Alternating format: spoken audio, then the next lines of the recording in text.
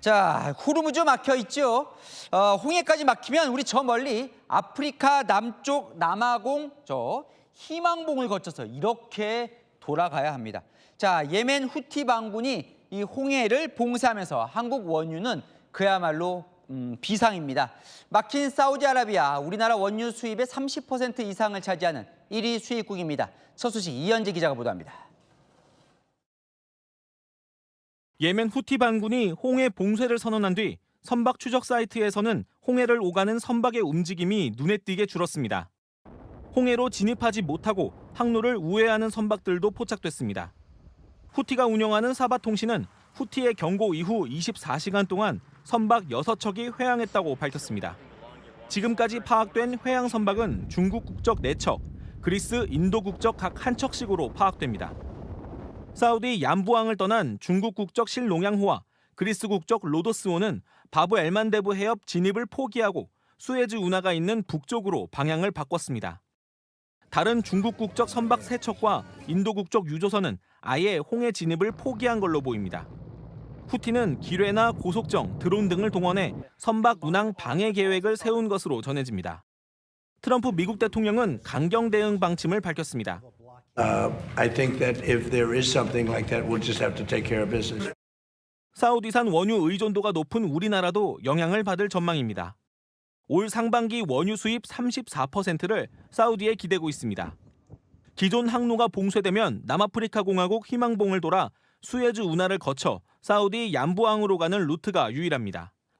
운송 기간이 한 달 더 늘어나 유조선 한 척당 80억에서 100억 원가량 운송비가 더 들다 보니 유가 상승은 불가피하다는 우려가 나옵니다. 채널A 뉴스 이현재입니다.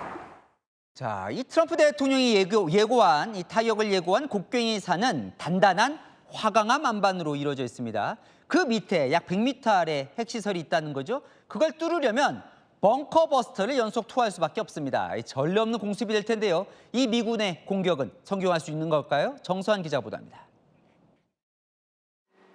이란의 곡괭이산은 나탄즈 핵시설 바로 옆에 버티고 있습니다. 나탄즈가 지난해부터 여러 차례 공습을 받았던 반면 곡괭이산은 한 번도 공격받지 않았습니다.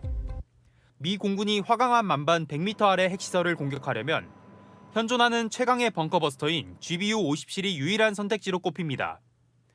무게 14톤의 거대한 폭탄이 고도 10km 상공에서 투하돼 엄청난 운동에너지로 지반을 뚫고 약 2톤의 폭약과 함께 목표물을 타격합니다. 최대 땅속 60m까지 침투하는 것으로 알려져 있습니다.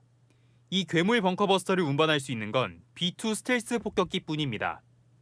한 표적에 연속으로 벙커버스터 공격을 가하는 이른바 때린 데 또 때리는 방식이 유력하게 거론됩니다.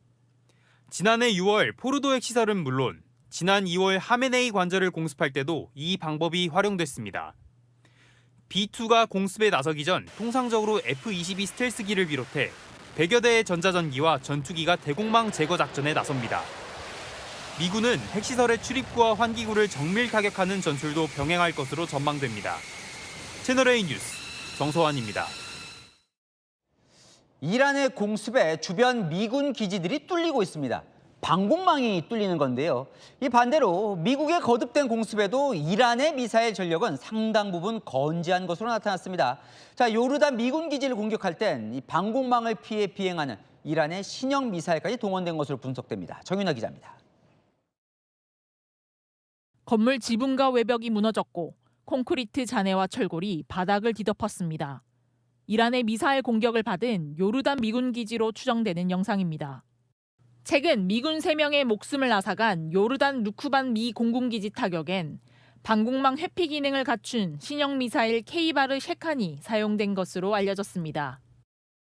신형 미사일은 지난 3, 4월 미국과 이스라엘의 폭격으로 매몰됐던 지하시설에 보관돼 있었으나 이란이 조용히 재건한 것으로 보입니다.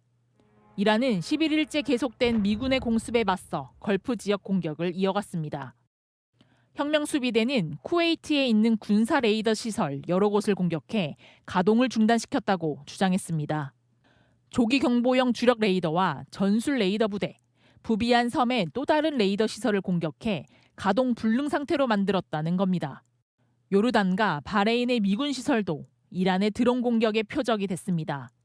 요르단은 이란이 발사한 미사일 6개 중 4개를 요격했다고 밝힌 반면 쿠웨이트나 미국 측은 피해와 관련된 입장을 밝히지 않았습니다.